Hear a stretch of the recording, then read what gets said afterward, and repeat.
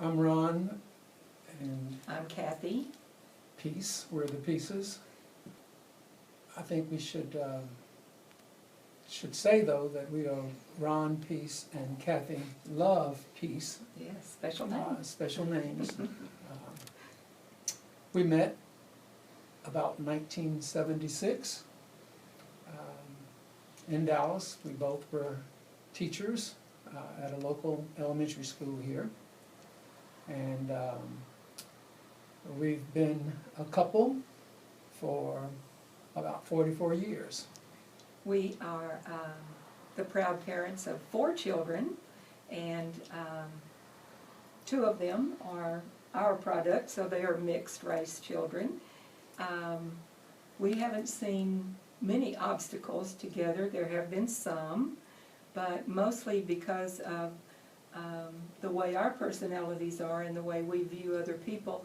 We've never had problem getting along or working with other people, and sometimes the way we are then helps other people to overcome any kind of differences in the way they feel about other people being together of different races. So it's like once you get to know other people as a person, then you overcome any feelings of whether people should be together of different races.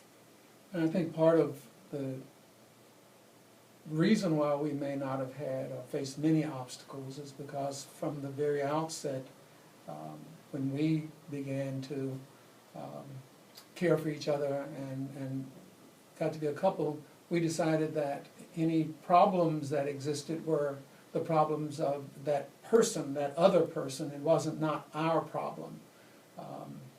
We decided that we were okay, and whatever somebody else was thinking or what they might want to put in front of us as an obstacle, they had to deal with that, not us. We were very comfortable with ourselves and where we were heading and so forth. In relation to this play, Loving and Loving, and knowing what they went through, that in the 1950s that it was illegal in some places, in many places, to be married to a person of another race. And when we got together, I was pretty much oblivious about what other people thought and what the laws were, and how recently the laws had begun to change and how people were accepted, especially in the education field and that kind of thing. So sometimes ignorance is bliss, and you just don't know, and so you just go about your business in a regular manner and treat other people right, and usually comes out to be pretty good. I was offered a bit of advice at one point in time through an employer of mine that my dating a white person, a white woman, could cause me problems and difficulties in my job. And the reason why that supervisor type person, actually a mentor of mine, why she chose to share that with me is because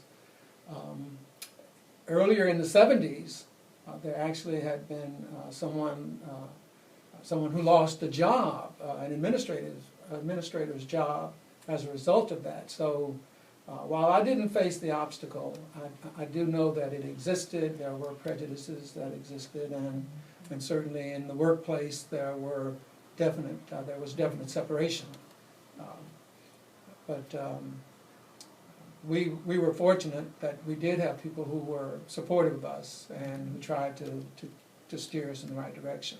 And just as Ron had this person who was special to him, who I think really wanted to protect him as far as a position in the education field, I think my parents had to become adjusted to knowing what was best, what they thought was best for me, although I'd never been raised to feel any differently about any person of any other race.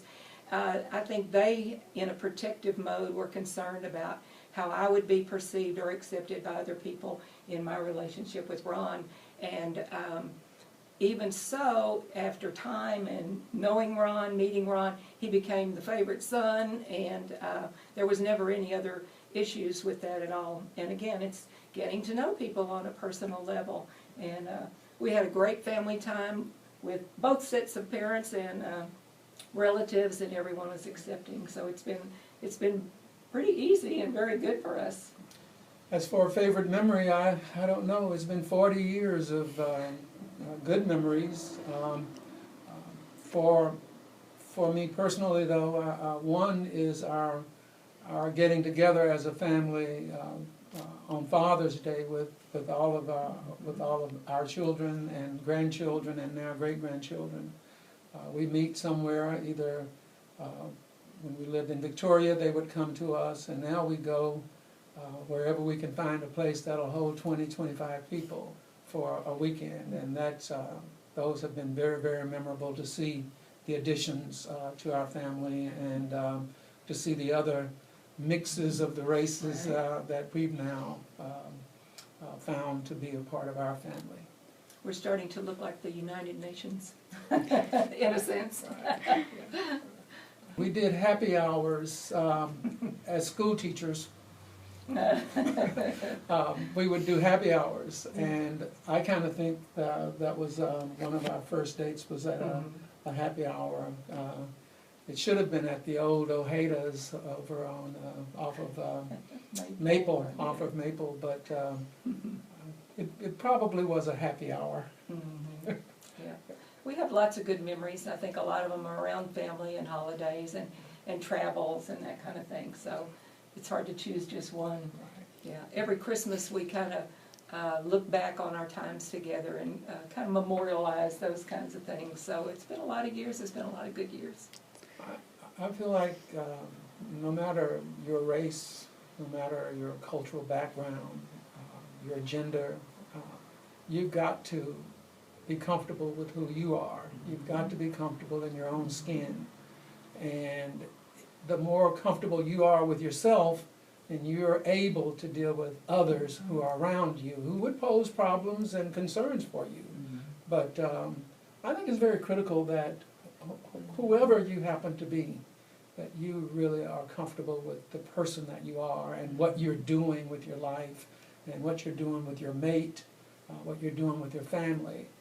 You learn that families are families, and they have good days and bad days no matter what persuasion they are. But for me, it would be knowing who you are and accepting that. Right. I would say the same. Be confident in yourself, follow your heart. You know what your plan, your purpose in life is, and trust God that you're doing the right thing. We're looking forward to the presentation. Yes. We're very much looking forward to that. You hate for people to have to go through that kind of struggle, but then we can learn from that, and move forward. So that'll be good.